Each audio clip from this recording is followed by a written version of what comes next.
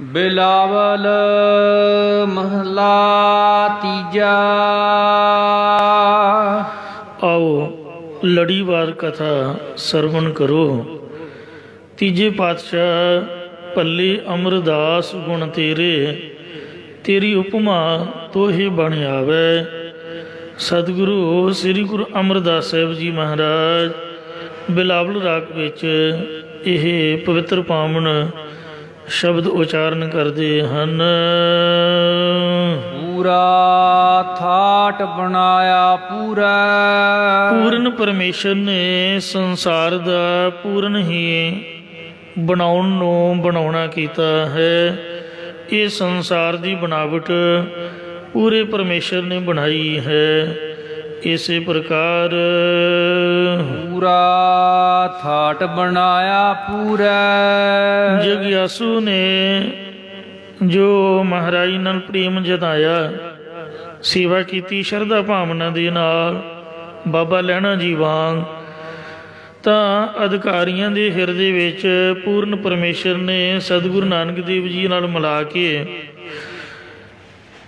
जो सतवीं भूमिका या भगती या ज्ञान रूप पूर्ण ठाट बनाउणा कीता है।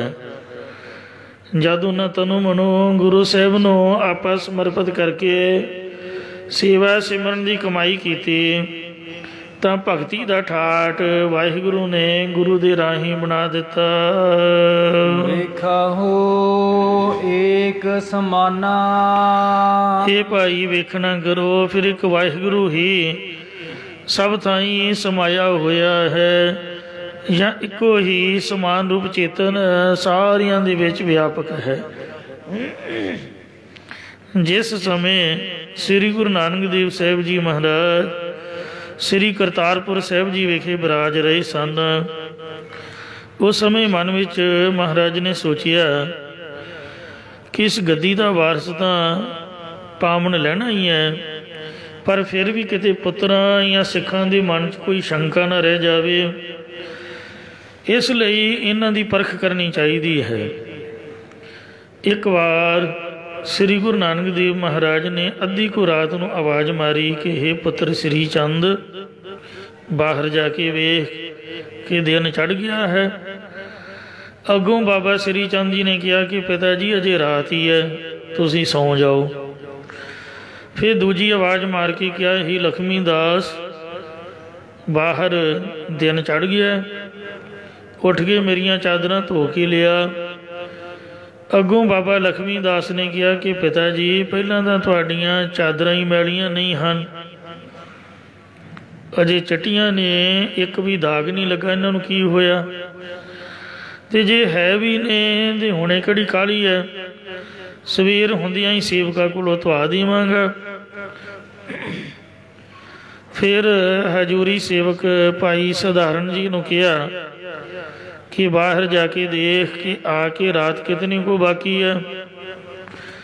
भाई सधारण जी ने बाहरों देख के कहा कि अजी अद्धी रात बाकी है तारियां दे हिसाब नाल। सतगुरु जी ने कहा कि तू ठीक नाल नहीं देखिया, जा भाई भगीरथ तू वेख के आ। कहन लगा महाराज भी रात तां अद्धी होई बाकी है, अद्धी गुजर गई है, अद्धी बाकी रह गई है। फिर बाबा बुढ़ा जी ने कहा बाबा जी ये सही नहीं दस रहे, मैनू इन्हां ते यकीन नहीं आ रहा, तू बजुर्ग सियाणा बंदा ते चल जाके बाहर जाके वेख कि रात किन्ने को बाकी है। तां उस वक्त बाबा बुढ़ा जी ने भी वेख के आके आखिया कि महाराज रात अद्धी बाकी है।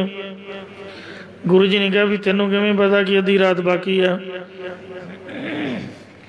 तो बाबा बुढ़ा साहब जी ने कहा महाराज जी असी जमींदार लोग हाँ, ते तारियां दे हिसाब अनुसार असी बैल जोतते हाँ, इस करके सानू पता लग जाता है कि किन्नी को रात बतीत हुई है, किन्नी बाकी रहिंदी है। मारे कहते अच्छा जी तू जमींदार है, तो यदा मतलब सानू कोई इन्ना पता ना होया। मेरे हिसाब नाल तां ये गलत जापदा। फिर पावन श्री लहणा जी नूं कहा गुरु साहब ने कि पुरखा जा जो तू जाके वेख के आ किन्नी रात बतीत हो चुकी है ते किन्नी को बाकी रहिंदी है। तां भाई लहणा जी 7 बजन आके बाहर आए ते आकाश वाल वेख के विचारिया कि रात तां अद्धी कोई लंघी है, ये सारे सही बोल रहे ने ते पर महाराज इस गल नूं मन नहीं रहे, इहदे च कोई भेद है। गुरु नानक की बात में बात बात में बात, ज्यों केले के पात में पात पात में पात। जो अपने पुत्रां ते सिखां दे कहे तो प्रतीति विच नहीं आ रही, इहदे च कोई भेद वाली गल है, कोई गुझा भेद है। तदों अंदर जाके निम्रता नाल कहा कि महाराज जिन्नी रात तुसां ने अपने पानी विच बतीत करवा लई है उन्नी बीत चुकी है, जिन्नी रात पानी च रखी है उन्नी बाकी रहिंदी है। आ जिहड़ा कृष्ण सी भगवान ये 16 गल्लां संपूर्ण सीगा विष्णु दा अवतार, ते इन्ने एक रात 6 महीनों की बनाती सी, एक रात 6 महीनों की बनाती, दिन ही नहीं चढ़न दिता। श्री दसम ग्रंथ दे विच स्टोरी लिखी हुई है ते सतगुरु नानक देव जी तो खुद परमात्मा ने, सूरज उन्हां दी आग्या लैके चलदा, चंद्रमा उहदा दी हिसाब नाल, दिन रात महाराज दे बनाए हुए ने। जरूरी नहीं भी तारियां दे हिसाब नाल ही सही है, महाराज दी मौज है, भावें दिन चढ़न ही ना देन ते भावें हुणे चढ़ा देन। तो इसलिए ये महाराज आपदे पानी दे विच सब कुछ चल रहा है, ते जिन्नी बतीत हो गई उन्नी बीत गई है, ते जिन्नी बाकी रखी है उन्नी पानी च रह गई है। उस वेले गुरु जी ने होर परीक्षा पा दी कि फिर ये दस के साडे पाने च किन्नी रात बीती है। तेनों तो मैं दसिया भी रात किन्नी बीती है, भावें साडे पाने में ही है, पर दसेगा तो सही ते किन्नी बाकी रहिंदी है। तद भाई लहणा जी ने सोचिया कि हुण तां ये गल कहनी पवेगी जो सच्ची है। कहन लगे हे महाराज जी ये जिन्ने भी सारे बोल रहे ने ये बिल्कुल सही बोल रहे ने, अद्धी रात ही बीती है ते अद्धी कोई बाकी रह गई है। अगों गुरु महाराज ने कहा कि लहणिया तू भी इन्हां दी तरह ही कहता, हुण रात नहीं है, दिन दे दोपहर दा वेला है, पता नहीं तेनों? कहंदे हाँ महाराज मैं तो भुल गया। झट समझ गए भी महाराज दे कौतक है। कहंदे महाराज हथ जोड़ के बेनती की कि एक मौका मैनूं होर दिओ, मैं चंगी तरह वेख के आउंदा। उस वेले भाई लहणा जी फिर बाहर आए तो आकाश वाल वेख के फिर अंदर चले गए। तो पावन श्री लहणा जी ने कहा महाराज मैनूं माफ़ कर दिओ, मेरे कोई गलती हो गई है, मेरी अखां दे विच नींद भरी पई सीगी, जिस करके मेरे कोलों अखां खोल के चंगी तरह बाहर वेखिया नहीं गया। तो हुण मैं तुहाडी कृपा नाल समझ आया चंगी तरह, मैनूं पूरी समझ आ गई है, जो तुसीं आख रहे हो वही ठीक है। बिल्कुल दोपहर का वेला है जी, बाहर तो सूरज चढ़िया होया, दोपहर है। तो महाराज कहंदे चंगा फिर जे दोपहर का वेला आ फिर साडियां चादरां फड़ ते चल जाके रावी दरिया ते इन्हां नूं धो के सुका के चंगी तरह तह ला के धो के कपड़ा सुका के तह ना लाइए तो फिर वटो वट हो जाता।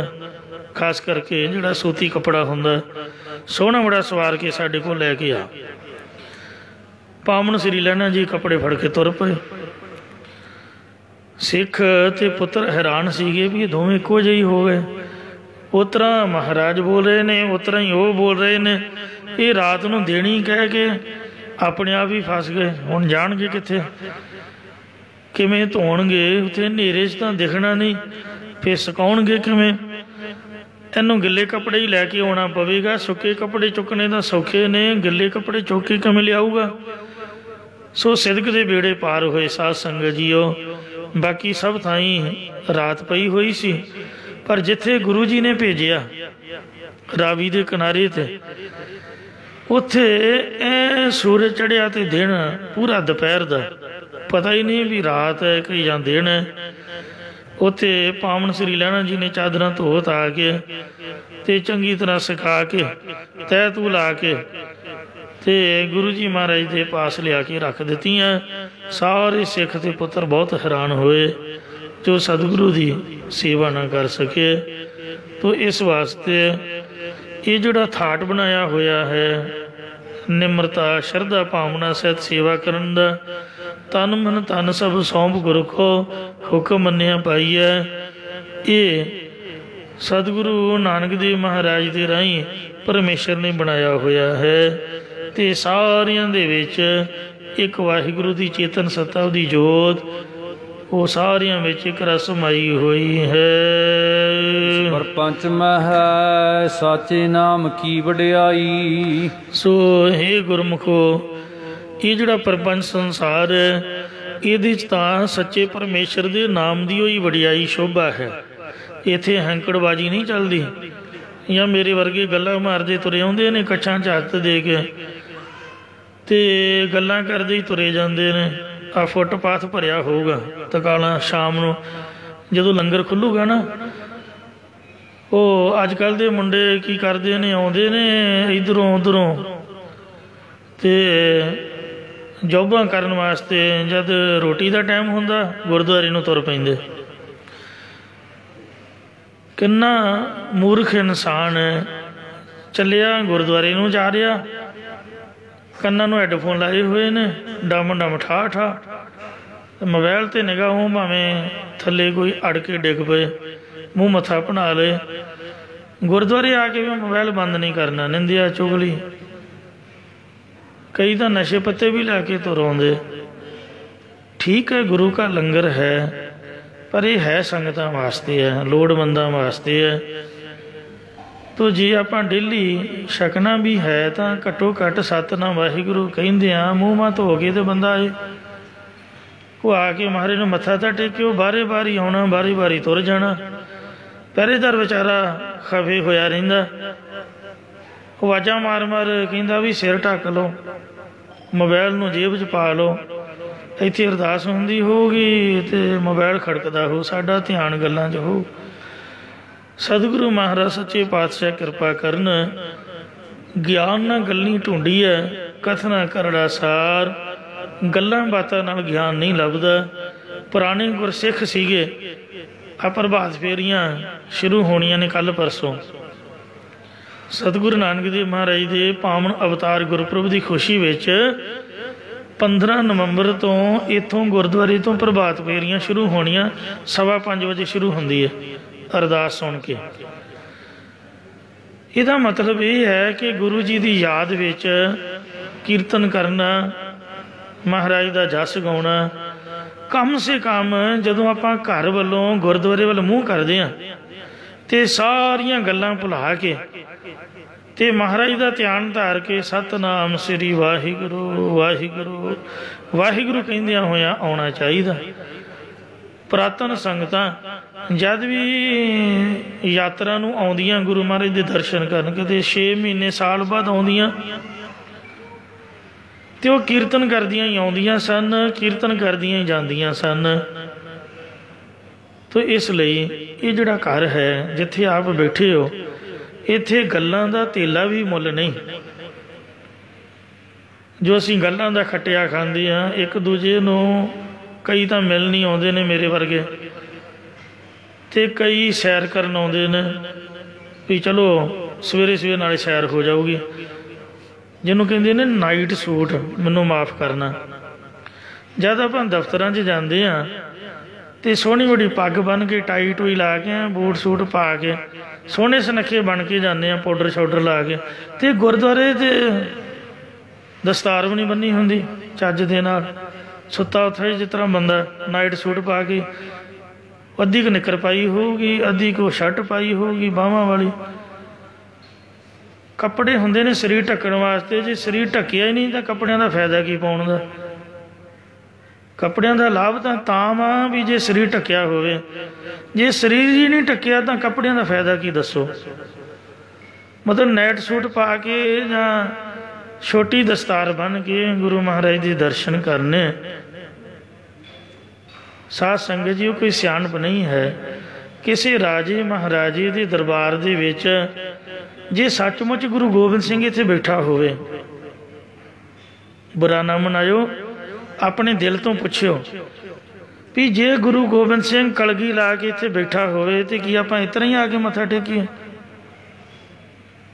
उस तरह के सुते पे कपड़ियां नाल जां दस्तार बन्नी नहीं बन्नी। महाराज का जे आपां प्रभाव मानते हैं कि प्रगट गुरां की दे किसी शहनशाह किसी राजे महाराज दे कोल पुराने लोग जाते वो पग्गां बन के जाते।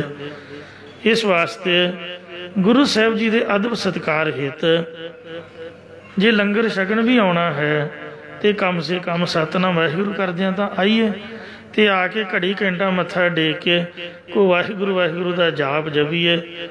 धन भागां वाले गुरमुख ने जो बर्तनों की सेवा करदे, जोड़ियां की सेवा करदे। इस घर दे विच गल्लां दी वडियाई नहीं है, कोई हैंकड़बाजी नहीं है, कोई हौमे हंकार नहीं है, कोई वड्डा पुना छोटा पुना नहीं है। इत्थे तां नाम की वडियाई है। इस परपंच में साचे नाम की वडियाई।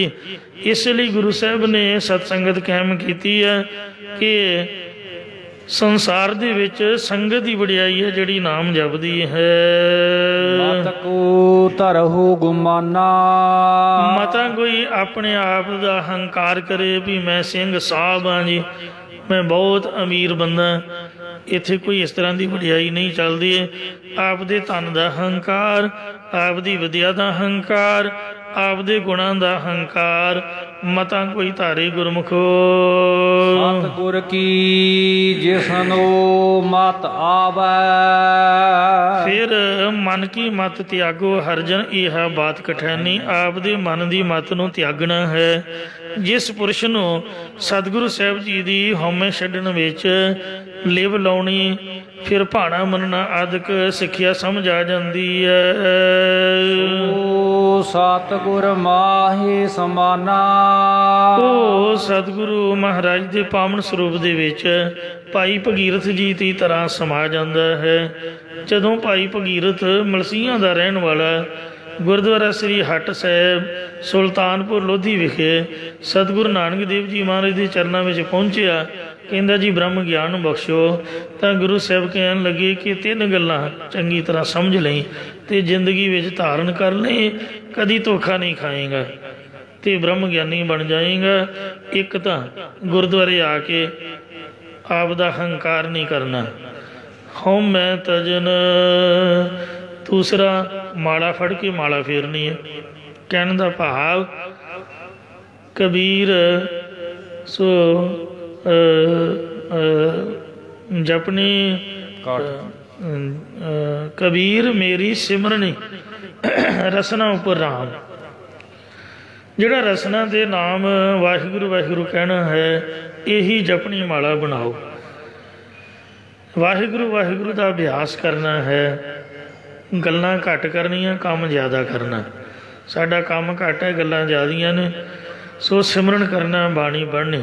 हऊँ मैं तजन नाम लिव लावण, भाणा मनन पंथे हो पावण। फिर भाणा मनना है। ये पवित्र गुरु घर का रस्ता है, ये ते चलेगा तो पास हो जाएगा।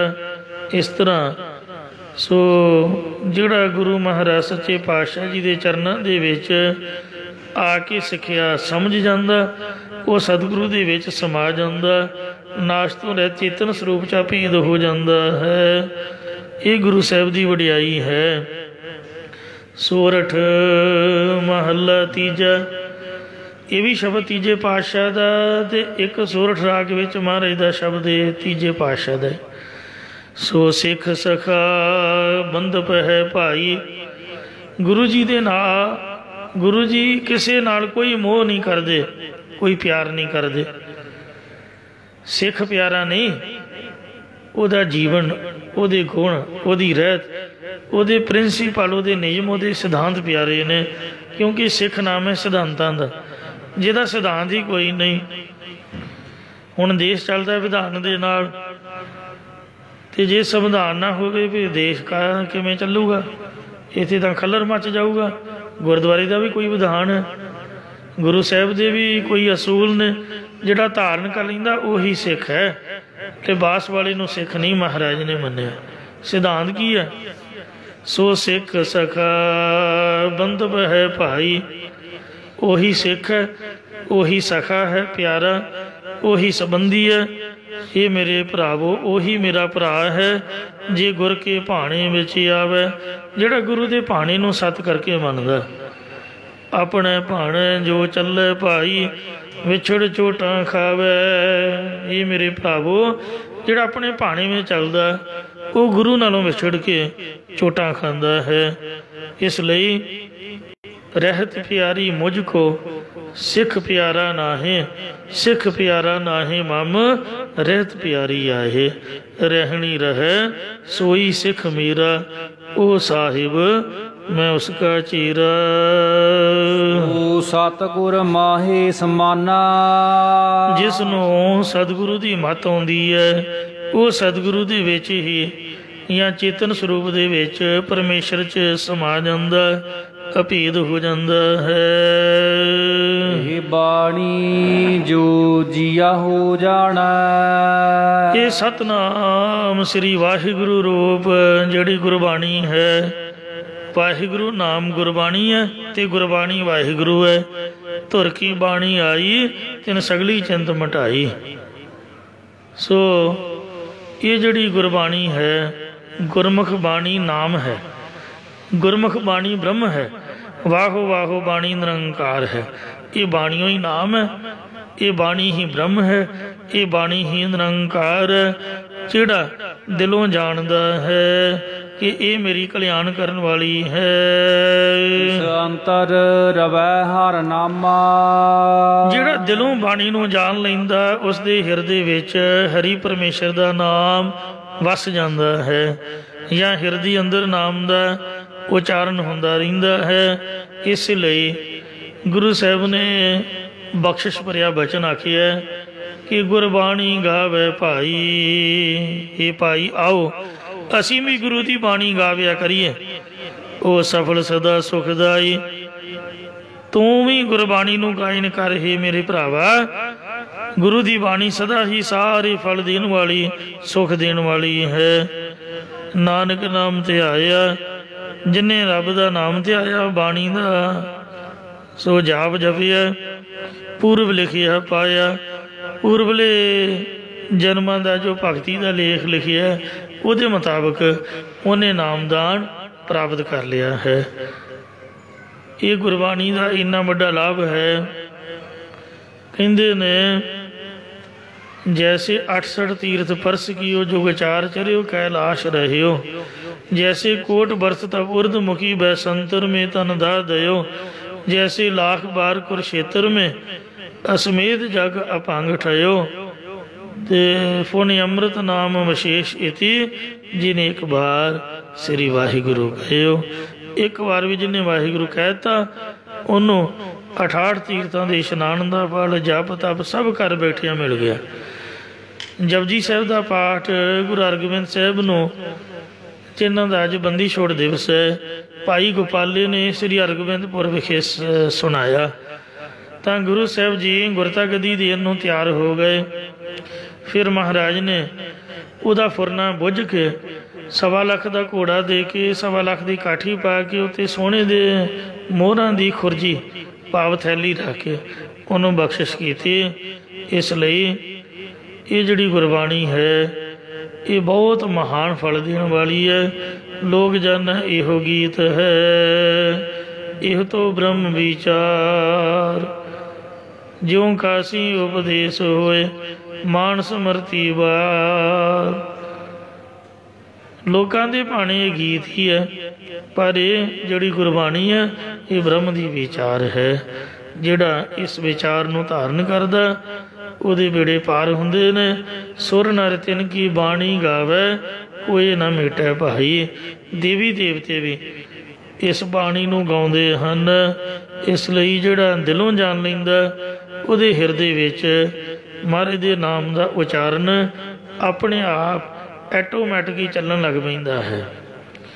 अजकल के जोड़े मूर्ख लोग ने उन्होंने एको ही गल फड़ी हुई है, पैंदियां ही प्रचार शुरू कर देंगे कि जी नितनेम का कोई लाभ नहीं, गुरबाणी के पाठ का कोई लाभ नहीं, गुरबाणी का कहती है नाम जपो, नाम जपना चाहिए।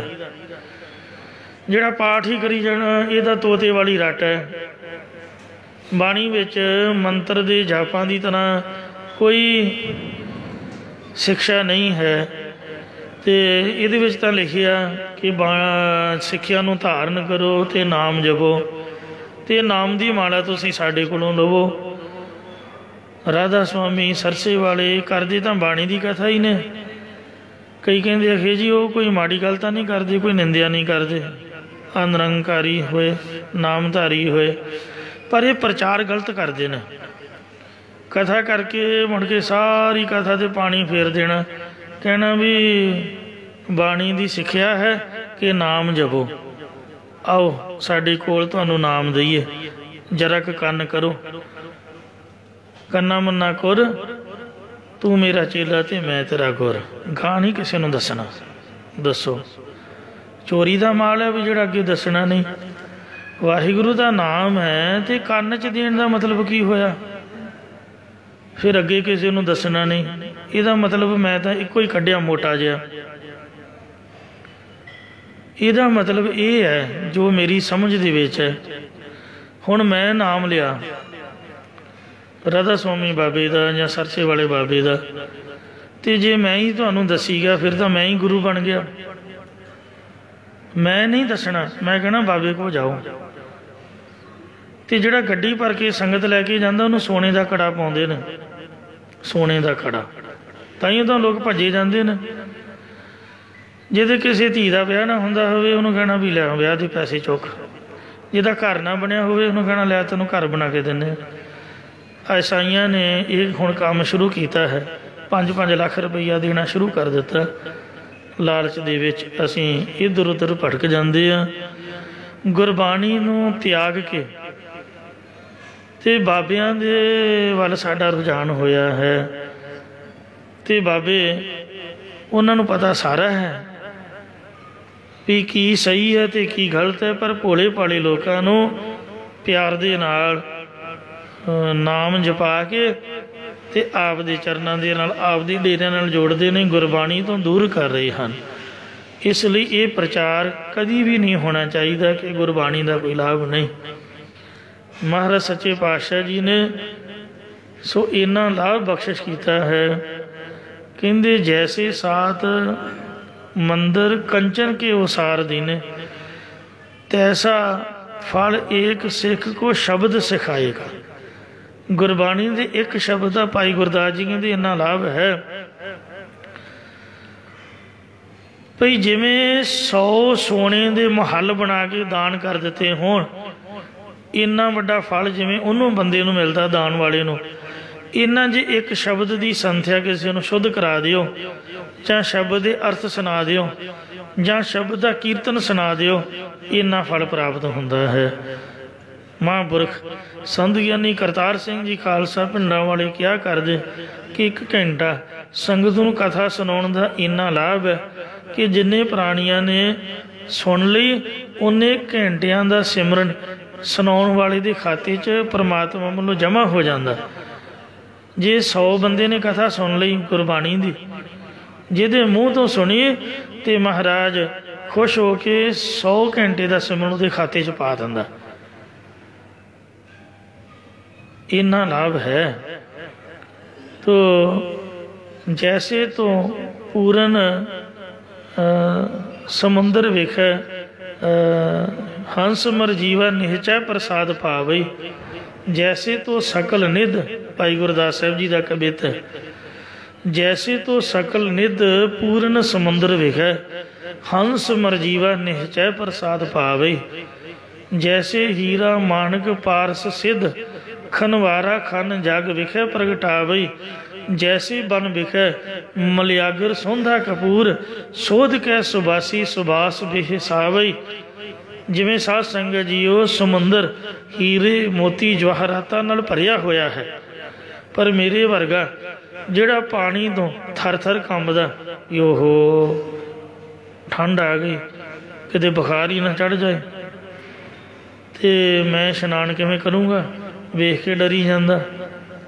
आम लोकां गल बनाई है भी पुत्त नहायो ना, सानों भी मावां कहिंदियां हुंदियां भी धुंद पै रही होए नलके ते ना नहायो ठंड लग जूगी बुखार चढ़ जूगा। अज तक जो मेरी जिंदगी का तजर्बा है जिन्नी बारी मैनूं बुखार चढ़िया पेट की खराबी नाल या गर्मी के नाल चढ़िया, कभी ठंड लग के नहीं चढ़िया। ठंडे पानी नाल जे बुखार चढ़ गया तो फिर महाराज की बाणी किवें सच्ची होगी। महाराज ने सरोवर बनाए ने कर स्नान सिमर प्रभ अपना, उत्थे किहड़ा गीजर लाया होया सरोवर दे विच। ये साडा भुलेखा है भी गीजर के पानी ना आपां शायद तंदुरुस्त रहांगे। महाराज कहते कर स्नान सिमर प्रभ अपना मन तन भय अरोगा कोट बिगड़ना थे प्रभ सरन प्रगटे भले संजोगा। नहाउण नाल कदी बंदा बीमार नहीं होंदा, बे नहाउण दे नाल बीमारी लगती है गंदे मंदे रहन दे नाल। अजकल जिहड़ी हवा चल रही है यही प्रचार हो रहा भी साफ सफाई रखो, हथ धो के चंगी तरह एक दूजे तो दूर रहो, किसी की स्मैल ना आवे तो साफ सफाई वाल ध्यान रखो। इंज जिहड़ा पानी तो डरदा या बाणी तो डरदा भी एडा वड्डा समुंदर की तरह गुरु ग्रंथ साहिब महाराज है तो मैं किवें सुखमनी साहिब का पाठ करूँगा, किवें सहज पाठ का भोग पाऊँगा। तो दसो उन्हें किवें इन्हां चीज़ां नूं प्राप्त कर सकना। हीरे मोतियां की तरह सत संतोख धीरज दया धर्म विचार गुरु महाराज दे सारे गुण समाए हुए ने। जिहड़ा बाणी तो डरदा है पानी की तरह वो इन्हां चीज़ां नूं प्राप्त नहीं कर सकता। जिहड़ा टोभू है जान तली ते रख के टोभी मारदा उही इन्हां चीज़ां नूं लभ सकदा है। मरजी बड़े हंस मरजीवा निश्चय प्रसाद पावे। मान सरोवर चों हंस मोती चुगदे ने ते या मरजी बड़े जे टोभी मारदे हन। इंज जिहड़े आप कुर्बान करके गुरु महाराज की भगती करते वो इहदे विचों लभ सकदे ने। जिस तरह जंगल दे विच चंदन भी है, कपूर भी है, केसर भी है, पर सोध कै सुबासी सुबास बेस आवई। वाशना लैन वाला वैद हकीम जिन्हों परख है। बूटियां एडियां तगड़ियां ने कि मरे बंदे च जान पा दिंदियां। वो लक्ष्मण के मूँह दे विच बूटी घोल के पाई सी भी उठ के बह गया सी। वो वेख लो वो जिहड़ी हनुमान ने लियांदी आयुर्वैदिक बूटियां तो ही रस कढ़ के दवाइयां बनाउंदे ने।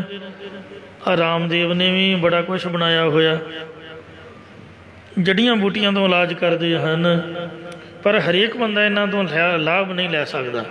मेरे वर्गे ने वध घट खा लई तो उत्थे ही काम तमाम हो जाता।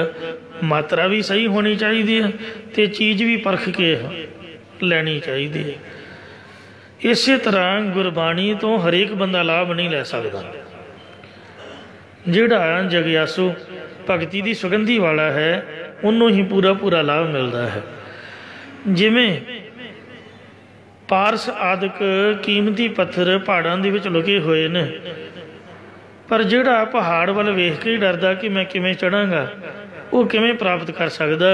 खनवारा खन जग विखे प्रगटावे पुट्टण वाला ही इस नूं पुट के जगत विच संसार दे विच प्रगट करदा है। तैसे गुरबाणी विखे सकल पदार्थ है। मूर्ख लोग कहते ने भी बाणी पढ़न तो कुछ लाभ नहीं है। महाराज कहते ने भाई गुरदास जी कि गुरबाणी दे विच धर्म अर्थ काम मोह का दाता पूरी पई सिमर सिमर पदाता। सारे पदार्थ गुरबाणी विच लुके हुए ने, पर जोई जोई खोजा सोई सोई ने पजावे। जिहड़ा जिहड़ा लभेगा विचारवान उन्हों ही प्राप्त होंदे ने।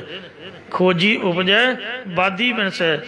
जिन्हें यही झगड़ा पाया होया भी मूल मंत्र गुर प्रसाद तक, तो कोई कहता मूल मंत्र नानक उसी भी सच तक, जपदा कोई भी नहीं।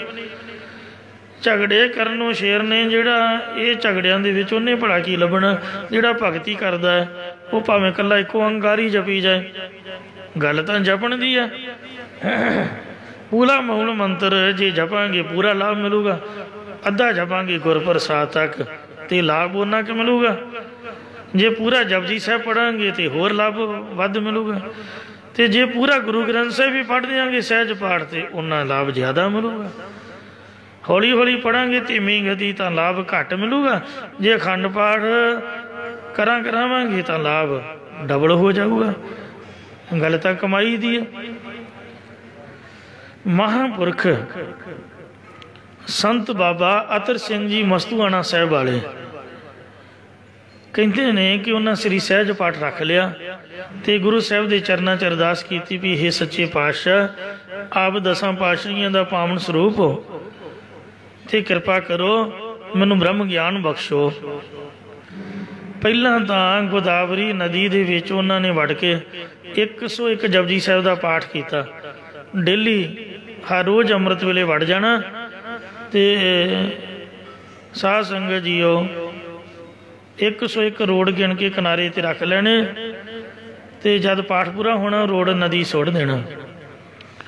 उन्हों का गुरुद्वारा उत्थे बनया होया लंगर साहब के सामने बाबे अतर सों का 1.25 लाख पाठ किया। गुरु साहब के दर्शन पा के इधर नूं आए, फिर सहज पाठ रख लिया। कहते ब्रह्म ज्ञान बख्शो जी। एक पाठ का भोग पैना, फिर दूजा रख देना, दूजी का पैना, फिर तीजा रख देना। लागे पानी का घड़ा रखा होया सी, तेल लगनी पानी पी लेना। जे नींद आई तो उत्थे ही टेढ़े जे हो जाना, उठ के मूँह मत धो के मुड़ के फिर पाठ ते बह जाना। इस तरह कंटीन्यूटी चलिया तो गुरु महाराज ने सहज पाठों तो ब्रह्म ज्ञान की बख्शिश की। मैं जिस संप्रदा के विचों विद्या लई है दमदमी टकसाल, ये मुखी होए ने 11वें मुखी बाबा सुंदर सिंह जी।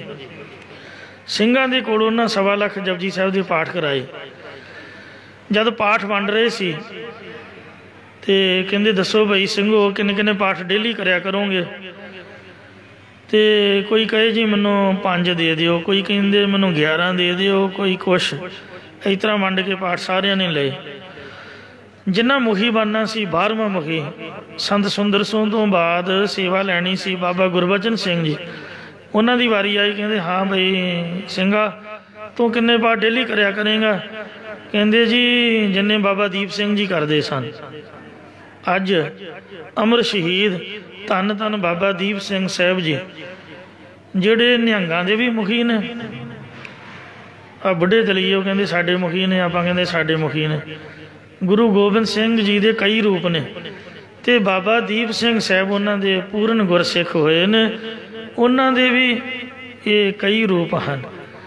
जद तो उन्हें विद्या पढ़ाई तो साडे मुखी बन गए, तो जब उन्हें खंडा चुकया 18 शेर का मिसल शहीदां दे निहंग सिंह संप्रदा के मुखी, उदों फिर उन्हें वो रोल निभाया जंग दे विच। ये विद्या पढ़न वाली जिहड़ी वर्दी सी कमर कस्से तो बगैर तो ढिला चोला, तो जब उन्हें कमर कसा ला लिया तो उन्हों का दूसरा रूप बन गया। इस वास्ते उन्होंने सेवावां निभाइयां, विद्या भी पढ़ाई, बाणी भी रज के पढ़ी। पूरा साहब दमदमा साहब डेली 101 जपजी साहब का पाठ करना, 5 ग्रंथी का नितनेम, महाराज के स्वरूपों की लिखाई करनी। भोरा साहब दे विच रह के छोले भुजे रख लेने, पानी का घड़ा अजे भी वो कंधां दे विच जगह बनी हुई है, छोले चबी जाने, पानी पीवी जाना, जां कच्चे बेर खा के गुजारा कर लेना। इंज भगती की। 4 स्वरूप 4 तख्तां दे पावन गुरबाणी दे 4 स्वरूप लिख के सेवा की। एक अरबी दे विच अरब कंट्री विच लिख के भेजिया। इन्नी महान सेवा ते महापुरख उन्हें 101 जपजी साहब का पाठ लिया तो डेली उन्होंने 101 करना। संत गुरबचन सों की गल सुना रहा। बोपा राय पिंड लुधियाने जिले का है। लुधियाने तो मोगी नूं जांदे आ, रस्ते च मुल्लांपुर दाखा आउंदा, उत्थे उतर के टैंपू लैके बोपा राय पहुँच जाईदा। उत्थे स्थान है टकसाल दा, ते उत्थे ये जपजी साहब के पाठ संपूर्ण होए सी। एक दिन 84वां पाठ करदियां जद पंक्ति पढ़ रहे सी, अमुल गुण अमुल व्यापार, अमुल व्यापारी अमुल भंडार, तो एकदम गुर शब्दी गोबिंद गजिया। इस पंक्ति के आधारित उन्होंने बहुत उच्ची आवाज़ आई, एकदम डर के तबक के उठ खलोते, भजे भजे बाबा सुंदर सिंह जी कोल आए। कहते बाबा जी इउं आवाज़ आई जिस तरह बंब फटिया हुंदा, जिस तरह दिमाग ने खिलर जाना हुंदा। ते महाराज बड़ी घबराहट हो रही भी की होया पाठ करदियां। कहते तेरे हौमे का पड़दा पाटिया गुरमुखा, गज के कह सतनाम श्री वाहिगुरू। ब्रह्म ज्ञान की प्राप्ति हुई है। हौमे का पड़दा जब पाटदा है इन्नी जबरदस्त आवाज़ आउंदी है जिसका आप नूं ही पता लगदा डरना कुछ नहीं होया। ते पाठ करी जा। जपजी साहिब के पाठां नाल ब्रह्म ज्ञान होया। बाबा ठाकुर सिंह साहिब जी खालसा जिन्हां दे चरनां दी आपां मौज माणी है, वो 8-8 पाठ 5-5 पाठ डेली ते सुखमनी साहिब दे सुणदे ते आप दा नितनेम करन तो बाद कंटीन्यू लगातार सुखमनी साहिब दे पाठ करते ते सुनते रहिंदे सन। बाबा जरनैल सिंह साहिब जी भी एक सौ एक जपजी साहिब दे पाठ करिया करदे। इस वास्ते जिहड़ी गुरबाणी है ये वाहिगुरू जी का नाम है। जिहड़ा जी तो आपदे तनों मनो इस बाणी नूं जान लैंदा, वाहिगुरू दे नाम का उचारण अपने आप ही उहदे हिरदे विच शुरू हो जाता। अजपा जापना विसरै आद जुगाद समाए। जोगा मैं चाहो जुगा का हुण रहाओ बोलो, रहाओ भी बोलो। रहाओ ये रहाओ वाली पंक्ति सीगी। रहाओ का अर्थ है बीजो। इस उपदेश नूं अपने हिरदे विच बीजो गुरमुखो। रहाओ का अर्थ है ठहरो। ताइयों आपां किन्ने चिर दे ठहर के इहदी विचार कर रहे हैं। ठहर के कहंदे विचार करो फिर अगे नूं चलो। इउं रहाओ दे कई अर्थ ने, जिवें किसी ऐसे का या लैटर का या स्टोरी का टाइटल हुंदा, सिरलेख हुंदा या लैटर का सबजैक्ट हुंदा, उहदे तो पता चलता कि किस प्रकरण दे विच है। इंज रहाओ वाली पंक्ति टाइटल है, सिरलेख है, सबजैक्ट है, बाकी समझ लो सारा शब्द उहदी व्याख्या है। विश्राम दे के फरमाउंदे ने चाहो जुगा का हुण नबीड़ा। चार युगां दे विछड़े जीवां दा हुण कलयुग दे विच निर्णा होण दा समां है। नार मनुखा ना एक निदाना। इत्थे मनुखा पाठ पोला है जिहदा अर्थ इस्त्रियां। नर दा अर्थ है पुरख, जिस विच पुरखां ते इस्त्रियां नूं इक्को जिहा एक नाम का खजाना देना कीता। अर्थात सतयुग विच जे एक पाप कर्म करदा सी ते उसका फल सारे देश नूं भुगतना पैंदा सी, ते त्रेते विच एक कीते पाप का फल सारे नगर नूं, द्वापर दे विच सारी कुल नूं, ते कलयुग विच जो पाप कर्म करेगा वो आप ही भोगेगा। सतयुग दे विच प्रहलाद नाल वैर पाया हरनाखश ने, कल्ले हरनाखश ने, उहदा सारी दा सारा देश उजड़ गया। इंद्र दे नाल उन्हें आडा लिया, सब देश उजड़ गया। त्रेते दे विच रावण ने वैर पाया सीता का अपहरण करके राम जी नाल, ते ओहदी जिहड़ी पुरी सीगी लंका वो उजड़ गई, कख नहीं रहा। ते वो जिन्ना राज भाग सी मुड़ के भपीखर नूं दिता, सब मारे गए। द्वापर दे विच जो यादवां दी कुल दे एक मुंडे ने मखौल किया दुर्वासा नूं पेट ते बाटी बन के, ते कुल नूं सराप मिलिया भी तुहाडी कुल दा नाश होऊगा। एक दे गुनाह दे नाल यादव कुल मारी गई। पर कलयुग दे विच एह कर करे सो एह कर पाए, कोई ना पकड़िया किसे थाए। या इसे प्रकार जुगा का हुण निबेड़ा। पिछले युगां विच केवल ब्राह्मण जाति का मनुख ही उपदेश लै ते दे सकदा सी। खतरी वो उपदेश लै सकदा सी पर दे नहीं सी सकदा। वैश जिन्हों जट जिमीदार कहंदे वो सुन सकदा सी, ना पढ़ सकदा सी ना सुना सकदा सी। शूदर ना सुन सकदा सी ना पढ़ सकदा सी। जेकर किते शूदर किसी ब्राह्मण कोलों लंघदा लंघदा भी उपदेश सुन लैंदा ਤਾਂ ਉਹਦੇ ਕੰਨਾਂ ਸਿੱਕਾ ਢਾਲ ਕੇ ਪਾ ਦਿੱਤਾ ਜਾਂਦਾ, ਇਹ ਮਨੋ ਸਿਮਰਤੀ ਹੈ। ਅਤੇ ਜੇਕਰ ਕਿਸੇ ਨੂੰ ਉਪਦੇਸ਼ ਦੇਣ ਲੱਗ ਜਾਂਦਾ ਤਾਂ ਉਹਦੀ ਜ਼ੁਬਾਨ ਕੱਢ ਦਿੱਤੀ ਜਾਂਦੀ। ਫਿਰ 4 ਵਰਨਾਂ ਦੀਆਂ ਇਸਤਰੀਆਂ ਕੋਈ ਵੀ ਉਪਦੇਸ਼ ਨਾ ਲੈ ਸਕਦੀਆਂ ਨਾ ਦੇ ਸਕਦੀਆਂ, ਕੋਈ ਅਧਿਕਾਰੀ ਨਹੀਂ, ਨਾ ਸੁਣਨ ਪੜ੍ਹਨ ਦਾ ਅਧਿਕਾਰ ਸੀ। ਅੱਜ ਵੀ ਜਿਹੜੇ ਮੁਸਲਮਾਨ ਨੇ, ਮੁਸਲਮਾਨ ਬੀਬੀਆਂ ਨੂੰ ਮਸੀਤੇ ਨਹੀਂ ਵੜਨ ਦਿੰਦੇ, ਕਹਿੰਦੇ ਚੁੱਪ ਕਰਕੇ ਬਾਹਰ ਬੈਠੋ ਅਤੇ ਘਰ ਬਹਿ ਕੇ ਜਾਂ ਨਮਾਜ਼ ਪੜ੍ਹੋ। ਕੋਈ ਮੁਸਲਮਾਨ ਬੀਬੀ ਮਸੀਤੇ ਨਮਾਜ਼ ਨਹੀਂ ਜੇ ਪੜ੍ਹ ਸਕਦੀ, ਜਾਂਦੀਆਂ ਜ਼ਰੂਰ ਨੇ ਨਾਲ। ਹਾਂਗਕਾਂਗ ਵੀ ਮੈਂ ਵੇਖਿਆ, ਉਹ ਵਿਚਾਰੀਆਂ ਚੌਂਕ 'ਚ ਬੈਠੀਆਂ ਆਪਦੇ ਛਾਣੇ ਖੜਕਾਈ ਜਾਂਦੀਆਂ, ਬੰਦੇ ਮਸੀਤ ਦੇ ਅੰਦਰ ਸਨ। ਅਜੇ ਵੀ ਮੰਦਰਾਂ ਦੇ ਵਿੱਚ ਤਾਂ ਸਾਡੇ ਵੱਲ ਵੇਖ ਕੇ ਉਹ ਰੀਸ ਦੇ ਨਾਲ ਬੀਬੀਆਂ ਨੂੰ ਉਹਨਾਂ ਨੇ ਇਜਾਜ਼ਤ ਦੇ ਦਿੱਤੀ ਹੈ। ਇਉਂ ਇਹਨਾਂ 4 ਯੁੱਗਾਂ ਦਾ ਨਿਬੇੜਾ ਸੀਗਾ। ਪਰ ਸਤਿਗੁਰੂ ਮਹਾਰਾਜ ਨੇ ਇਸ ਕਲਯੁੱਗ ਦੇ ਵਿੱਚ 4 ਵਰਨਾਂ ਦੇ ਪੁਰਸ਼ ਅਤੇ ਇਸਤਰੀਆਂ ਨੂੰ ਸਾਂਝਾ ਉਪਦੇਸ਼ ਬਖਸ਼ਿਸ਼ ਕੀਤਾ, ਜਿਹਨੂੰ ਕੋਈ ਵੀ ਸੁਣ ਸਕਦਾ, ਪੜ੍ਹ ਸਕਦਾ ਅਤੇ ਗਾ ਸਕਦਾ ਹੈ। ਕੋਈ ਵਿਤਕਰਾ ਨਹੀਂ, ਕੋਈ ਬੱਚਾ ਹੈ, ਕੋਈ ਬਜ਼ੁਰਗ ਹੈ, ਕੋਈ ਬੀਬੀ ਹੈ, ਕਿਸੇ ਨੂੰ ਰੋਕ ਕੇ ਨਹੀਂ ਪੁੱਛਿਆ ਜਾਂਦਾ ਕਿ ਤੂੰ ਕਿਵੇਂ ਆਇਆ ਹੈ। ਅੱਜ ਵੀ ਤੁਸੀਂ ਸਾਊਦੀ ਅਰਬ 'ਚ ਮੱਕੇ ਦੇ ਹੱਜ ਨੂੰ ਜਾਣਾ ਹੋਵੇ, ਜਿਹਦੇ 'ਚ ਕਾਬਾ ਮੰਦਰ ਹੈ, ਤੁਹਾਨੂੰ ਇਜਾਜ਼ਤ ਨਹੀਂ ਮਿਲੂਗੀ। ਉੱਥੇ ਬਕਾਇਦਾ ਲਿਖ ਕੇ ਲਾਇਆ ਹੋਇਆ, ਕਹਿੰਦੇ ਸਾਈਨ ਬੋਰਡ ਲੱਗੇ ਹੋਏ ਨੇ, ਰੈੱਡ ਲਾਈਨ ਲਾਈ ਹੋਈ ਹੈ, ਕੋਈ ਭੁਲੇਖੇ ਨਾਲ ਕਿਤੇ ਅੰਦਰ ਵੜ ਵੀ ਜਾਵੇ। 100 ਕਿਲੋਮੀਟਰ ਦੇ ਏਰੀਏ ਦੇ ਵਿੱਚ ਜਾਂ ਕੁਛ ਉਹਨਾਂ ਨੇ ਨੀਅਤ ਕੀਤਾ ਹੋਇਆ, ਉਹਦੇ ਅੰਦਰ ਕੋਈ ਟਰਾਲਾ ਵੀ ਨਹੀਂ ਜਾ ਸਕਦਾ। ਜਿਹੜਾ ਕੋਈ ਅਣਜਾਣ ਪੰਜਾਬੀ ਬੰਦਾ ਜੇ ਵੜ ਵੀ ਗਿਆ ਅਤੇ ਚੌਂਕ ਬਣਾਇਆ ਹੋਇਆ, ਘੁਮਾ ਕੇ ਫਿਰ ਪਛਾਣ ਨੂੰ ਵਾਪਸ ਕਰ ਦਿੰਦੇ, ਉੱਪਰ ਦੀ ਜਹਾਜ਼ ਵੀ ਨਹੀਂ ਲੰਘਣ ਦਿੰਦੇ। ਤੋ ਇਸ ਵਾਸਤੇ ਉੱਥੇ ਫਿਰ ਪਰਖ ਦਾ ਉਹਨਾਂ ਨੇ ਤਰੀਕਾ, ਪਾਸਪੋਰਟ ਵੇਖਦੇ ਨੇ, ਹੋਰ ਬੰਦੇ ਦੀਆਂ ਨਿਸ਼ਾਨੀਆਂ ਵੇਖਦੇ।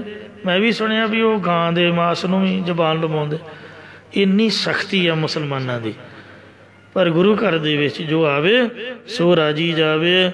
ਇਹ 4 ਯੁੱਗਾਂ ਦਾ ਨਿਬੇੜਾ ਮਹਾਰਾਜ ਨੇ ਕਰ ਦਿੱਤਾ ਹੈ। ਜਾਤ ਸੰਜਮ ਤੀਰਥ ਉਹਨਾਂ ਜੁਗਾ ਕਾ ਧਰਮ ਹੈ। ਜਾਤ ਨਾਮ ਹੈ ਕਾਮ ਵਾਸ਼ਨਾ ਨੂੰ ਰੋਕਣ ਦਾ ਯਤਨ, ਸੰਜਮ ਨਾਮ ਹੈ ਇੰਦਰੀਆਂ ਦਾ ਦਮਨ, ਅਤੇ ਤੀਰਥ ਆਦਿਕ ਦੀ ਯਾਤਰਾ ਕਰਨੀ। ਇਹ ਉਹਨਾਂ ਭਾਵ ਪਿਛਲੇ ਸਤਯੁਗ, ਤ੍ਰੇਤਾ, ਦੁਆਪਰ ਯੁੱਗਾਂ ਦਾ ਧਰਮ ਨਿਯਮ ਸੀਗਾ। ਸਤਯੁਗ ਵਿੱਚ ਜੋਗ ਆਦਿ ਕਮਾਉਣ ਦਾ ਧਰਮ ਸੀ। ਤ੍ਰੇਤੇ ਵਿੱਚ ਜਤ ਰੱਖ ਕੇ ਜੱਗ ਕਰਨ ਦਾ ਧਰਮ ਸੀ। ਜਿਵੇਂ ਲਛਮਣ ਜਤੀ ਮੰਨਿਆ, ਨਾ ਉਹਨੇ ਲੂਣ ਖਾਧਾ 12 ਸਾਲ, ਨਾ ਵਿਆਹ ਕਰਾਇਆ। ਸੂਬਨਖਾ ਨੇ ਨੱਕ ਤਾਈਓ ਵਢਾਇਆ ਸੀਗਾ। ਉਹਨੇ ਆਖਿਆ ਭੈਣਾ ਬੀਬੀ ਤੂੰ ਮੇਰਾ ਖਹਿੜਾ ਨਾ ਕਰ, ਵੀ ਮੈਂ ਤਾਂ ਨਿਯਮ 'ਚ ਰਹਿਣਾ ਹੈ। ਅਤੇ ਉਹਨੇ ਮੇਘਨਾਥ ਕੁੰਭਕਰਨ ਨੂੰ ਜੋ ਮਾਰਨਾ ਸੀਗਾ। ਅਤੇ ਦੁਆਪਰ ਦੇ ਵਿੱਚ ਤੀਰਥਾਂ ਦੀ ਯਾਤਰਾ ਦਾ ਧਰਮ ਸੀਗਾ। ਪਰ ਅੱਜ ਕੱਲ੍ਹ ਤਾਂ ਗੱਜ ਕੇ ਆਖੋ ਸਤਨਾਮ ਸ੍ਰੀ ਵਾਹਿਗੁਰੂ। ਮਹਿ ਕੀਰਤ ਹਰ ਨਾਮਾ।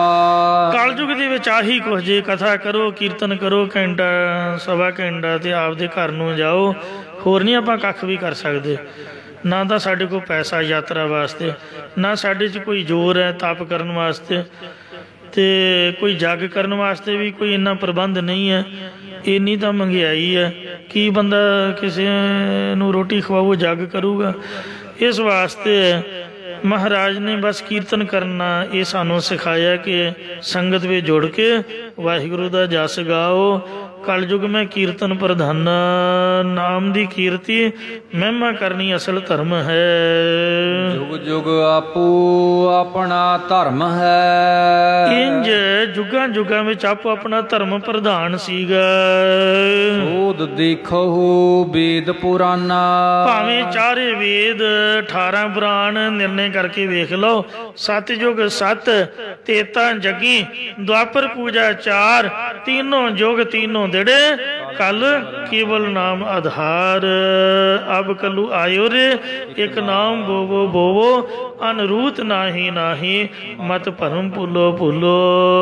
गुरमुख जिनी ते आया हर हर। जिन्ना गुरमुख बन के हरे परे करने वाले हरि परमेश्वर दे नाम नू प्राप्त करके ध्याया सिमरिया। जगत ते पूरे परवाना। ओ मनुखी ए जगत विच पूरे ते दरगाह विच प्रमाणिक सफले ने। कहत नानक सच्चे स्यो प्रीत लाए। ये जो भी कुछ किया जे मता कोई भुलेखा समझे भी मैं आख्या है, ਇਹ ਗੁਰੂ ਅਮਰਦਾਸ ਜੀ ਨੇ ਆਖਿਆ ਹੈ ਕੈ ਮਨ ਅਭਿਮਾਨਾ ਕਿ ਸੱਚੇ ਪਰਮੇਸ਼ਰ ਨਾਲ ਪ੍ਰੀਤੀ ਲਿਵ ਲਾਉਣ ਕਰਕੇ ਹਿਰਦੇ ਚੋਂ ਹੰਕਾਰ ਚੁੱਕਿਆ ਜਾਂਦਾ ਜੇ। ਇਸ ਲਈ ਲਿਵ ਲਾ ਕੇ ਮਹਾਰਾਜ ਦਾ ਨਾਮ ਜਪੋ। ਕਹਿਤ ਸੁਣਤ ਸਭੇ ਸੁਖ ਪਾਵਹਿ ਵਾਹਿਗੁਰੂ ਦੇ ਨਾਮ ਨੂੰ ਕਹਤੇ ਸਭ ਤਨ, ਸੁਣਦੇ ਪੁਨੀਤ ਕਹਤੇ ਸਭ ਤਨ, ਲਿਖਤੀ ਕੁਲ ਤਾਰਿਆ ਜੀਓ। ਕਹਿਣ ਵਾਲੇ ਤੇ ਸੁਣਨ ਵਾਲੇ ਸਾਰੇ ਆਨੰਦ ਪਾ ਲੈਂਦੇ ਤੇ ਮੰਨਣ ਵਾਲੇ ਮਾਨਤ ਪਾਹੀ ਨਿਧਾਨਾ ਉਹ ਜੀਵਨ ਮੁਕਤੀ ਦਾ ਖਜ਼ਾਨਾ ਪਾ ਲੈਂਦੇ ਨੇ। ਜਿਨ ਸੁਣਿਆ ਤਿਨ ਪਾਇਆ ਮਾਨ, ਨਾਨਕ ਗਾਵੀਐ ਗੁਣੀ ਨਿਧਾਨ। ਜਿਨ ਸੇਵਿਆ ਤਿਨ ਪਾਇਆ ਮਾਨ, ਨਾਨਕ ਗਾਵੀਐ ਗੁਣੀ ਨਿਧਾਨ। ਸੁਣਿਆ ਮੰਨਿਆ ਮਨ ਕੀਤਾ ਭਾਉ, ਦੁੱਖ ਪਰ ਹਰ ਸੁਖ ਕਰ ਲੈ ਜਾਏ। ਇਹੀ ਆਪਾਂ ਦਾਤ ਮੰਗਦੇ ਹਾਂ ਵੀ ਮਹਾਰਾਜ ਸੁਖ ਸ਼ਾਂਤੀ ਤੰਦਰੁਸਤੀ ਬਖਸ਼ੋ। ਸੋ ਗੁਰੂ ਸਾਹਿਬ ਕਿਰਪਾ ਕਰਨ।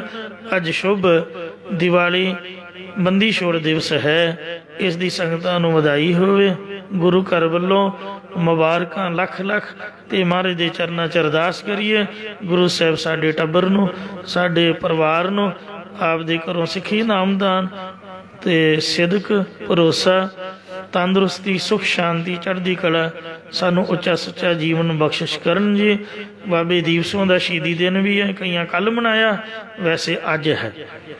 ਜੋ ਬਾਬਾ ਜੀ ਨੇ ਸੀਸ ਤਲੀ ਤੇ ਰੱਖ ਕੇ ਦਰਬਾਰ ਸਾਹਿਬ ਦੀ ਸੇਵਾ ਨਿਭਾਉਂਦਿਆਂ ਆਪ ਦਾ ਬਲੀਦਾਨ ਦਿੱਤਾ, ਉਹਨਾਂ ਦੀ ਸ਼ਹੀਦੀ ਨੂੰ ਵੀ ਕੋਟ ਕੋਟ ਪ੍ਰਮਾਣ ਹੈ, ਪ੍ਰਣਾਮ ਹੈ। ਤੇ ਭਾਈ ਮਣੀ ਸਿੰਘ ਦੀ ਸ਼ਹੀਦੀ ਦਾ ਮੁੱਢ ਵੀ ਅੱਜ ਬੰਨਿਆ ਸੀ, ਉਹਨਾਂ ਦੀ ਸ਼ਹੀਦੀ ਨੂੰ ਵੀ ਪ੍ਰਣਾਮ ਹੈ।